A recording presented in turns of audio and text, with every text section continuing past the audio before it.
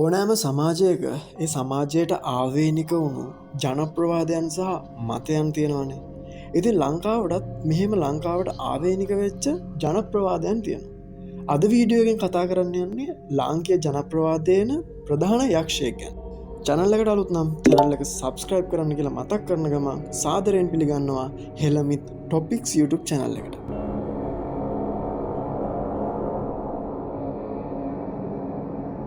සිංහල ජනප්‍රවාදයන භයානකම යක්ෂයෙක් තමයි මේ රීරි යක්ෂයා කියන්නේ. ඉතින් මේ රූපය දැක්වෙන අන්දමට තමයි ජනප්‍රවාදය තුළ රීරි යක්ෂයාව හඳුන්වලා තියෙන්නේ.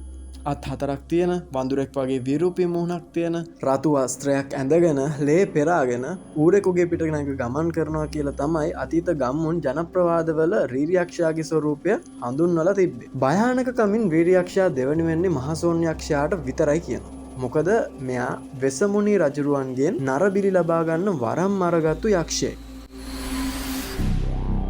ශ්‍රී ලංකේ ජනප්‍රවාදයේ ලේ පිපාසිත යක්කුන්ගෙන් ප්‍රධාන තැනක් හිමිවෙන මේ රීරි යක්ෂයා අතීත ගැමි ජනප්‍රවාදවලට අනුව ලේ සම්බන්ධ හැම ලෙඩ රෝගයකට මූලික වුණා කියලා තමයි සඳහන් වෙන්නේ.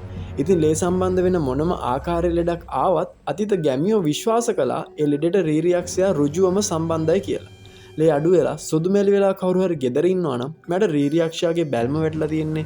ඒ නිසා රීරි යක්ෂයාට දොළපිදේනියක් පුදන්න අවශ්‍යයි කියන්නත් අතීත ගම්මු පුරුදු වෙලා හිටියා. ඒ විතරක් නෙමෙයි. ගැහණු ළමුන්ගේ මල්වර වීම, කාන්තාවන්ගේ ඔසප්පීම ආදී බොහෝ අවස්ථාවල මේ ලේ පිපාසිත රීරි යක්ෂයා නිසා එයාලා වැඩි වැඩියෙන් ලෙඩ වෙනවා කියලාත් ගම්මු විශ්වාස කළා.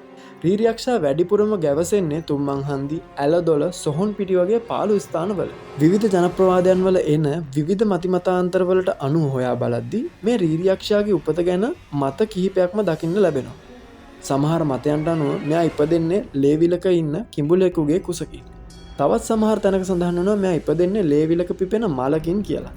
තවත් සමහර තැනකින් කාලිගෙන් ඉපදෙනවා කියලාත් කියනවා. ඉතින් ගොඩක් අය පිළිගන්නවා වගේම ප්‍රධාන මතයක් විදිහට සලකන්නේ මෙයා ඉපදෙන්නේ ලේමල් බිසව කියන ලේවිල් වලට අරක්ගත් දෙවගණගේ කුසෙන් කියලා.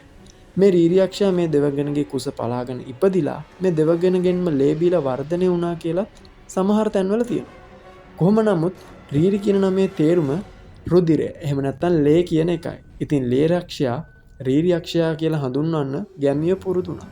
වඳුරු මුහුණුවරක් එක්ක භයානක විරූපී මූණක් තියෙන මේ රීරි යක්ෂයා ඌරෙකුගේ පිට නැග ගමන් කරනවා කියලත් එළුවෙකුගේ පිට නැග ගමන් කරනවා කියලත් වෙනස් වෙනස් මත ජනප්‍රවාදය තුළ සඳහන් වෙලා තියෙනවා. සිංහල සම්ප්‍රදාය ගැන හොයා බලද්දී සබරගම වගේ ශාන්ති කර්මවලදී යාතු කර්මවලදී අපිට මේ රීරි යක්ෂයාව දැක ගන්න හම්බ වෙනවා. මේ දරුණු යක්ෂයාව සුමන සමන් දෙවියන් විසින් දමනය කරලා දොළපිදේනි ගන්නත් මිනිමස් හා ලේ අනුභව නොකරන්නත් කියලා නියෝග කරනවා. ලංකාවේ තියෙන විවිධ ජනප්‍රවාද, විවිධ සොයා බැලීම්, විවිධ මූලාශ්‍රවලින් මම හොයාගත්තු කරුණු කිහිපයක් තමයි මම මේ වීඩියෝ එකේ ඉදිරිපත් කරලා තියෙන්නේ. සමහර විට මේ වීඩියෝ එක බලන ඔයාලා මම නොදන්න, මම මේකේ අඩංගු කරලා නැති බොහොම වැදගත් කරුණු දන්නවා වෙන්නත් පුළුවන්. ඔයාලා එහෙම කරුණු දන්නවා නම් වීඩියෝ එකේ පහලින් කමෙන්ට් එකක් දාගෙන යන්නත් අමතක කරන්න එපා. ආයෙත් අලුත් වීඩියෝ එකකින් හම්බෙමු. එතකන් ස්තුතියි channel එකත් එක්ක එකතු වෙලා හිටියට.